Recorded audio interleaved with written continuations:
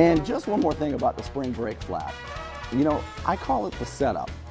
The setup is how government uses other people's bad behavior to control us. Now, I want you to think about this.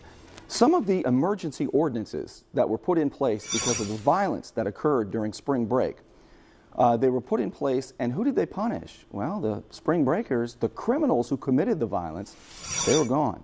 Those ordinances affected local residents, and that's wrong. The government shouldn't use the bad behavior of outsiders to punish local residents for crimes that we didn't commit. I mean, to go on the beach and put your toes in the sand and enjoy a glass of beer like we always have, a plastic cup, of course. Why would that be a crime today when it wasn't yesterday and it might be tomorrow? The great forbidders, they leapt into action when the national spotlight was put on them, and they punished local residents for the crimes of outsiders. And I want you to think about something. One of the things that Sean Hannity pointed to was the 34,500% increase in beach ordinances from 2014 to 2015. That is not an accomplishment. That is a bunch of politicians running around with their hair on fire, passing emergency legislation that just to get the spotlight off of them. Take it, Sheriff Frank. Take it, Sheriff Frank McKeithen. And again, Sheriff Frank McKeithen has. And he's that kind of man. He's going to take it, and he's going to do the best he can.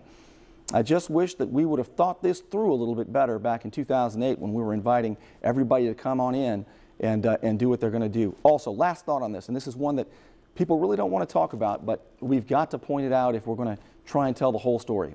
And that is what we saw on Panama City Beach, the 7 adults who were shot, the young woman who was gang raped.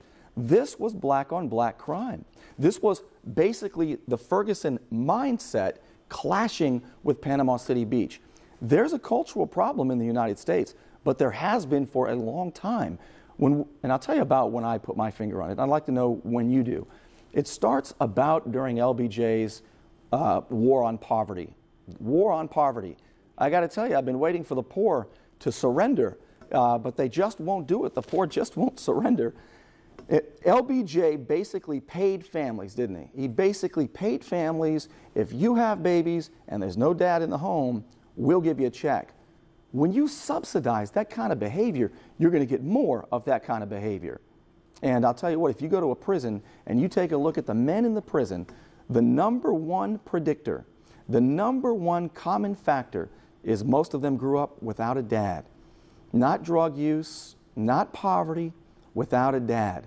And I think that's the greatest social ill that is plaguing America because it feeds all of the other problems. So I wanted to point these things out. Let's keep our heads about us, please, in Panama City Beach with regard to spring break. Is there debauchery? As Lee Sullivan would say, you better believe there was debauchery. And are there nightclubs? Yeah, but there have been. How long has the Spinnaker been here? About 40 years? What's new?